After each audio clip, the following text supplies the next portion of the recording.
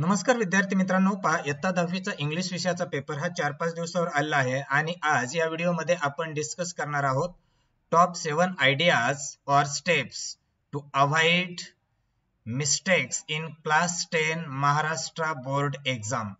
तर Maharashtra board exam मध्ये आपण 7 आयडियाज किंवा स्टेप्स डिस्कस करणार आहोत ज्यामध्ये तुम्हाला चुका टाळणं आवश्यक आहे।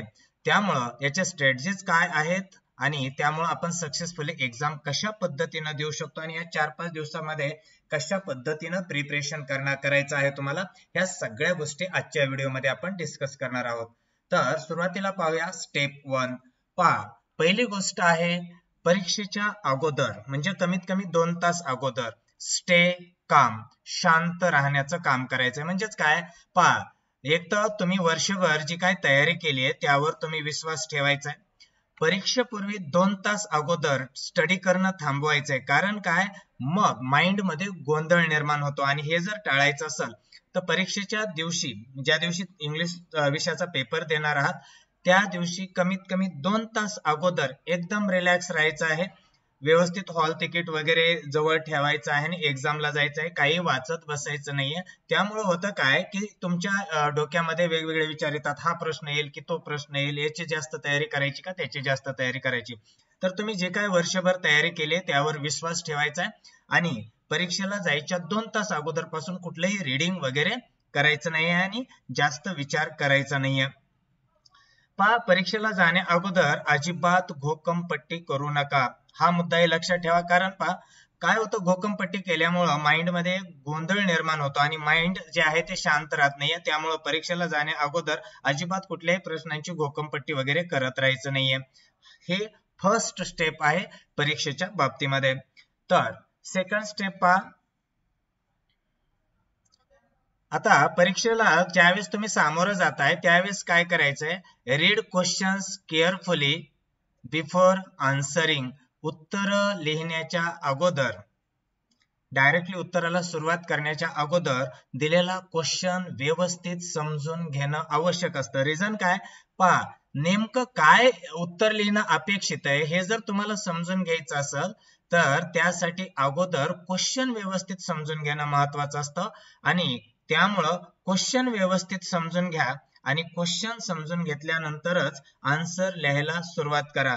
घाई गडबड त्या ठिकाणी करायची नाहीये, अगोदर व्यवस्थित क्वेश्चन समजून घ्यायचा आहे आणि क्वेश्चन समजून घेतल्यानंतरच उत्तर लिहायला सुरुवात करायची। रिझन काय, पहा, तुम्हाला जर क्वेश्चन व्यवस्थित समजलाय की ह्या क्वेश्चन मध्ये काय विचारलंय तर नेमकं आणि अचूक उत्तर लिहिणं सोपं जातं। तर हे आहे स्टेप 2, क्वेश्चन जे आहेत ते केअरफुली रीड करायचे आहेत। स्टेप 3 पहा, आता या ठिकाणी तुम्हाला पॅसेज रीडिंग महत्वाचं असतं। तुम्हाला क्वेश्चन 2 जो आहे त्यामध्ये क्वेश्चन 2A आणि क्वेश्चन 2B यामध्ये तुम्हाला पॅसेजेस विचारलेले असतात आणि हे सीन पॅसेजेस असतात आणि यामुळे यामधील मार्क्स जे आहे ते तुम्हाला प्रॉपरली मिळणं आवश्यक असतं, कारण का तुम्ही याचं स्टडी केलेलं असतं। अनसीन पॅसेजला तरी तुम्हाला माहिती नसतं की कुठलचा पॅसेज विचारला जाईल वगैरे, पण सीन पॅसेजेस मध्ये तुम्हाला मार्क्स घेणं सोपं असतं कारण तुम्ही वर्षभर शाळेत क्लासेसमध्ये स्टडी केलेलं असतं। म्हणून पहा, पॅसेज सॉल्व्ह करत असताना आता या ठिकाणी आपण समजून घेऊया हा क्वेश्चन कशा पद्धतीने असतो। पहा, क्वेश्चन 2 जो आहे हा ज्यावेळेस तुम्हाला पॅसेजवर आधारित क्वेश्चन 2 असतो आणि हा टेक्स्च्युअल पॅसेज असतो। टेक्स्च्युअल म्हणजे तुमच्या पुस्तकामधील पॅसेज असतात आणि त्यामुळे हे अगोदर काय करायचं, कधीही टेक्स्च्युअल पॅसेज जो आहे अगोदर याचे क्वेश्चन्स रीड करून घ्यायचे सगळे प्रॉपरली। पॅसेज अगोदर रीड करायचं नाहीये, क्वेश्चन्स रीड करायचे आणि क्वेश्चन्स रीड केल्यानंतरच पुन्हा पॅसेज प्रॉपरली रीड करायला सुरुवात करायचंय। म्हणजेच अगोदर क्वेश्चन समजून घ्या आणि त्यानंतर पॅसेज रीड करा। त्यामुळे काय होईल की तुम्हाला पॅसेज मध्ये नेमकं काय विचारलं आहे, कोणत्या प्रश्नाचं काय उत्तर आहे पॅसेज रीड करतानाच लक्षात येतं। त्यामुळे अगोदर काय करायचंय, क्वेश्चन समजून घ्यायचे आणि नंतरच पॅसेज रीड करायला सुरुवात करायची।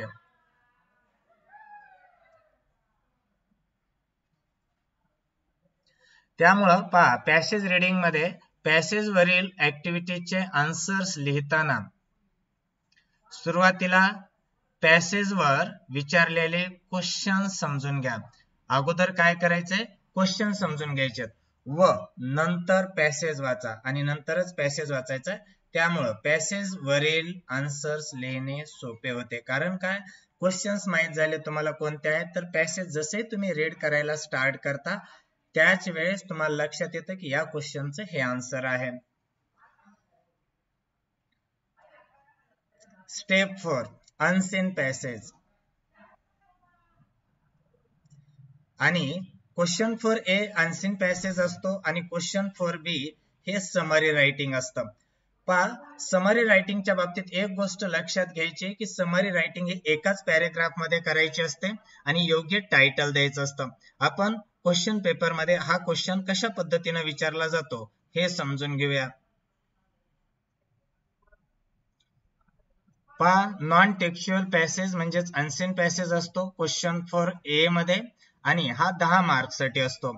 आता अगोदर जसं टेक्स्च्युअल पॅसेजला आपण अगोदर क्वेश्चन्स वाचतो आणि नंतर पॅसेज वाचतो, त्याच पद्धतीने याही ठिकाणी तुम्हाला करायचं आहे. अगोदर क्वेश्चन्स वाचायचे आणि नंतर पॅसेज वाचायचा आहे.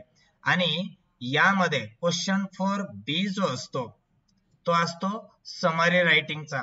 यामध्ये तुम्हाला सांगितलेलं असतं read the passage given in question 4A and write the summary of it, आणि याची समरी लिहा म्हटलंय आणि suggest a suitable title to your summary, आणि या समरीला योग्य टायटल द्यायचं. आणि यासाठी 5 मार्क्स साठी ही समरी विचारली जाते तुम्हाला. तर विद्यार्थी मित्रांनो, समरी लिहित असताना एकाच पॅरेग्राफ मध्ये समरी लिहायची असते आणि योग्य टायटल द्यायचं असतं. आणि तुम्ही ऑलरेडी काय केलेलं असतं, पहा या ठिकाणी अगोदरच हा जो पॅसेज आहे याचे आन्सर्स लिहिलेले असतात, बरोबर आहे तुम्ही. आणि त्यामुळे या पॅसेज मध्ये एकंदर काय सांगितलं हे आपल्या लक्षात येतं आणि त्यामुळं तुम्हाला समरी लिहायला जास्त वेळ लागत नाहीये. एकंदर काय सांगितलंय त्या पॅसेज मध्ये एवढं लक्षात घ्यायचं आणि समरी लिहून काढायची असते. तर पहा, क्वेश्चन 4A पॅसेजचे आन्सर्स लिहित असतानाच आपण पॅसेज मध्ये एकंदर काय सांगितले आहे हे लक्षात येत असतं, त्यामुळे समरी लिहिणे सोपे होते.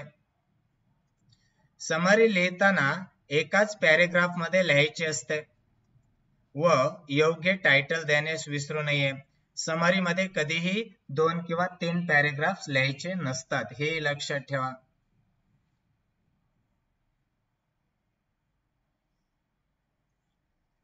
नंतर स्टेप 5 पहा, स्टेप 5 मध्ये आपण डिस्कस करूया क्वेश्चन 5 आणि क्वेश्चन 6. यामध्ये question 5A B question 6A B हे रायटिंग स्किलचे असतात. 20 मार्क्स साठी आपल्याला रायटिंग स्किल असतं या ठिकाणी. आता पहा, यामधील ऑर मधील ऍक्टिव्हिटीज लिहू नका. यामध्ये तुम्हाला A B अशा पद्धतीनं ऑर मध्ये ऍक्टिव्हिटीज असतात, त्या ऑर मधील ऍक्टिव्हिटीज लिहायच्या नाहीयेत आणि त्यामुळे वेळेचा अपव्यय होणार नाहीये. पहा, या क्वेश्चन्स मध्ये प्रत्येक ऍक्टिव्हिटीला ऑर मध्ये एक ऍक्टिव्हिटी असते, त्यामुळे दोन्ही पैकी एकच ऍक्टिव्हिटी जी तुम्हाला सोपी वाटते ती लिहायची असते, हे लक्षात घ्या. चला डिस्कस करूया स्टेप 5 मध्ये क्वेश्चन 5A B आणि क्वेश्चन 6A B यामध्ये कशा पद्धतीने ऑर मध्ये क्वेश्चन्स विचारले जातात किंवा ऍक्टिव्हिटीज असतात. तर स्टेप 5 मधील सुरुवातीला आपण question 5A letter writing discuss करूया. लेटर रायटिंग मध्ये क्वेश्चन 5A1 इनफॉर्मल लेटर असतं आणि A2 फॉर्मल लेटर असतं. पहा, दोन्ही लिहित बसला तर तुमचा वेळ खूप जाणार असतो आणि ऑर मध्ये असल्यामुळं एक तर A1 लिहायचं किंवा A2 लिहायचं. समजून घ्यायचं कोणता क्वेश्चन सोप्या पद्धतीने विचारलेला आहे आणि त्यानुसारच A1 किंवा A2 यामधील एकाचा आन्सर आपण द्यायचा आहे. तर त्यानंतर आपण डिस्कस करूया, आणि हे 5 मार्क्स साठी असतं लेटर रायटिंग जे आहे ते, हेही लक्षात राहू द्या. त्यानंतर क्वेश्चन 5B जो असतो यामध्ये काय विचारलं जातं पहा. क्वेश्चन 5B मध्ये एक असतं डायलॉग रायटिंग आणि त्याला ऑर मध्ये असतं स्पीच रायटिंग. तर यामध्ये डायलॉग रायटिंग हे सगळ्यात सोपं असतं लिहायला, कारण अर्धे आन्सर तर त्यांनीच दिलेले असतात. फक्त यामध्ये तुम्हाला जे स्वतः डायलॉग बनवायचे असतात सी मध्ये, ए मध्ये ऑलरेडी जम्बलिंग दिलेलं असतं, जम्बल्ड, आणि तुम्हाला सिक्वेन्स लावायचं असतं. बी मध्ये त्यामध्ये तुम्हाला एक सेंटेन्स दिलेलं असतं, दुसरं कंप्लीट करायचं असतं. या पद्धतीनं 2 ऍक्टिव्हिटीज असतात. आणि सी मध्ये आपण योग्य टायटल देऊन तिथं डायलॉग्स तयार करायचे असतात. तर त्यामुळं डायलॉग रायटिंग यामधील सोपा पार्ट आहे.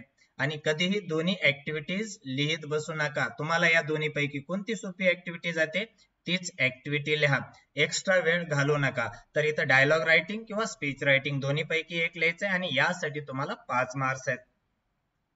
आता डिस्कस करूया आपण क्वेश्चन 6.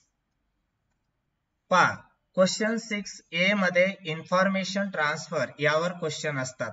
आता इन्फॉर्मेशन ट्रान्सफर म्हणजे काय, तर यामध्ये A1 मध्ये नॉन वर्बल टू वर्बल असं आन्सर लिहायचं असतं. म्हणजे काय करायचंय, नॉन वर्बल म्हणजे कोणती तरी एक आकृती दिलेली असते, पाय चार्ट दिलेला असेल किंवा ट्री डायग्राम दिलेला असेल, कुठले ना कुठले किंवा एखादा टेबल दिलेला असेल आणि त्यामध्ये माहिती दिलेली असेल आणि त्या टेबल वरून किंवा पाय चार्ट वरून पॅरेग्राफ मध्ये त्याला कन्वर्ट करणं, याला नॉन वर्बल टू वर्बल म्हटलं जातं. आणि त्याला ऑर मध्ये असतं वर्बल टू नॉन वर्बल. म्हणजेच काय, तुम्हाला पॅरेग्राफ दिलेले असतात आणि त्यावर आधारित तुम्हाला तिथं दिलेला जे काय पाय चार्ट असेल किंवा टेबल असेल तो टेबल कंप्लीट करायचा असतो. आणि या दोन्ही पैकी एकच ऍक्टिव्हिटी लिहायची असते. दोन्ही लिहित बसला तर तुमचा वेळ खूप सारा वाया जाऊ शकतो. त्यामुळं आवश्यक काय तेवढंच फक्त पहा आणि दोन्ही पैकी एकच ऍक्टिव्हिटी सॉल्व्ह करा. यासाठी तुम्हाला 5 मार्क्स आहेत. त्यानंतर आहे क्वेश्चन 6B. हे आपण रायटिंग स्किल मध्ये डिस्कस करूया. एक्सपांड द थीम म्हणजे याचं सविस्तर आन्सर्स लिहायचे असतात आपल्याला. तर क्वेश्चन 6B मध्ये B1 असतं news report, B1 news report असतो आणि B2 असतं डेव्हलप अ स्टोरी. तर डेव्हलप अ स्टोरी मध्ये एक तर सुरुवात किंवा शेवट दिलेला असतो आणि बाकीची स्टोरी आपण कंप्लीट करायची असते. पण मी या ठिकाणी तुम्हाला सांगेल न्यूज रिपोर्ट हेच लिहा, कारण हे परीक्षेमध्ये आपल्याला सोपं जातं लिहायला. आणि आता आपण पाहूया स्टेप 6. स्टेप 6 मध्ये असतं, आपण पाहूया ट्रान्सलेशन कशा पद्धतीने असतं. तर पहा, हा क्वेश्चन 7 असतो आणि क्वेश्चन 7 मध्ये ट्रान्सलेशन विचारलेलं असतं. यामध्ये तुम्हाला ए जे दिलेलं असतं, ह्या ए मध्ये 6 शब्द दिलेले असतात. यामध्ये तुम्हाला 6 शब्द दिलेले असतात आणि त्यापैकी कोणतेही 4 शब्द जे त्याचंच आन्सर लिहायचं असतं. 6 शब्द दिलेले असतात, त्यापैकी 4 शब्दांचंच ट्रान्सलेशन करायचं असतं आणि त्यासाठी तुम्हाला 2 मार्क्स असतात. आता ट्रान्सलेशन मध्ये बी असतं, यामध्ये 4 सेंटेन्सेस दिलेले असतात तुम्हाला आणि या 4 सेंटेन्सेस पैकी कोणते 2च ट्रान्सलेशन तुम्हाला करायचं असतं. तर यामध्ये फक्त 2च ट्रान्सलेशन करायचं आहे, त्यासाठी 2 मार्क्स असतात. आणि यामध्ये सी असतं, तुम्हाला 2 इडियम्स किंवा प्रोव्हर्ब्स, इडियम्स किंवा म्हणी दिलेले असतात आणि या दोन्ही पैकी एकाच ट्रान्सलेशन करायचं असतं आणि यासाठी तुम्हाला 1 मार्क असतो. तर इथं 6 शब्द आहेत, त्यापैकी कोणत्या 4चं ट्रान्सलेशन करा, 2 मार्क्स. इथं 4 सेंटेन्स आहेत, कोणते 2च तुम्हाला ट्रान्सलेशन करायचे, 2 मार्क्स. आणि इथं 2 म्हणी किंवा इडियम्स दिलेले असतील, त्यापैकी एकाच ट्रान्सलेशन करायचे, 1 मार्क. असं ट्रान्सलेशन क्वेश्चन 7 तुमचा असतो 5 मार्क्स साठी. आणि आपण आता पाहूया स्टेप 7 टाइम मॅनेजमेंट. तर विद्यार्थी मित्रांनो, टाइम मॅनेजमेंट हा खूप महत्वाचा पार्ट आहे. तर पहा, सेक्शन 1 15 मिनिटांमध्ये सॉल्व्ह होईल याची काळजी घ्या. तसं मागे पुढे होऊ शकतं, परंतु तुम्ही ट्राय करायचे की एकदम टायमिंग मध्ये आपला क्वेश्चन पेपर व्यवस्थित व्हावा. तर पहा, यामध्ये तुमचं सेक्शन 1 जे असतं, सेक्शन 1 लँग्वेज स्टडी 10 मार्क्स साठी असतं आणि हे सोपे ऍक्टिव्हिटीज असतात. क्वेश्चन 1A आणि B याचा व्हिडिओ ऑलरेडी मी बनवलेला आहे. तर हे तुम्ही 15 मिनिटांमध्ये कंप्लीट करायचा प्रयत्न करायचा आहे. त्यानंतर सेक्शन 2 सीन पॅसेजेस असतात, अर्ध्या तासामध्ये याला कंप्लीट करू शकताय, 15-15 मिनिट एका पॅसेज साठी. सेक्शन 3 पोएट्री असते, एक पोएम 5 मार्क्स साठी क्वेश्चन आन्सर्स असतात आणि क्वेश्चन 3B मध्ये एका पोएमवर तुम्हाला अप्रिशिएशन ऑफ द पोएम करायचं असतं 10 मार्क्स साठी, तर यासाठी 20 मिनिटे वेळ घेऊ शकताय. सेक्शन 4 मध्ये अनसीन पॅसेज असतो आणि समरी लिहायची असते, तर 15 मिनिटांमध्ये हे कम्प्लीट करू शकताय. रायटिंग स्किल जे आहे क्वेश्चन 5 AB आणि क्वेश्चन 6 AB हे 20 मार्क्स साठी तिथे 1 तास वेळ देऊ शकता आणि एका तासामध्ये व्यवस्थित कम्प्लीट करू शकताय. आणि सेक्शन 6 असतं, त्यामध्ये क्वेश्चन 7 येतो स्किल डेव्हलपमेंटचा ट्रान्सलेशन, आणि हे 5 मार्क्स साठी हे 10 मिनिटांमध्ये कम्प्लीट करू शकताय. अशा पद्धतीनं तुम्ही 2 तास 30 मिनिटांमध्ये पेपर कम्प्लीट करू शकताय. 2 तास 30 मिनिटांमध्ये, 2.5 तासामध्ये. आणि मग राहिलेला अर्धा तास जो वेळ आहे त्यामध्ये व्यवस्थितरित्या कुठं काय मिस्टेक झाल्यात का, एखादा क्वेश्चन राहिलाय का हे पाहू शकता. यामध्ये 5-10 मिनिट इकडं तिकडं होऊ शकतात, पण प्रॉपर जर तुमची तयारी असेल तर या पद्धतीनं तुम्ही व्यवस्थितरित्या सर्व क्वेश्चन सॉल्व्ह करू शकताय. तर विद्यार्थी मित्रांनो, छानपैकी तयारी करा. तुमचे जर काही क्वेश्चन्स असतील तर मला कॉमेंट्स मध्ये विचारा, मी त्या क्वेश्चन्सचे आन्सर देण्याचा निश्चितच प्रयत्न करेल.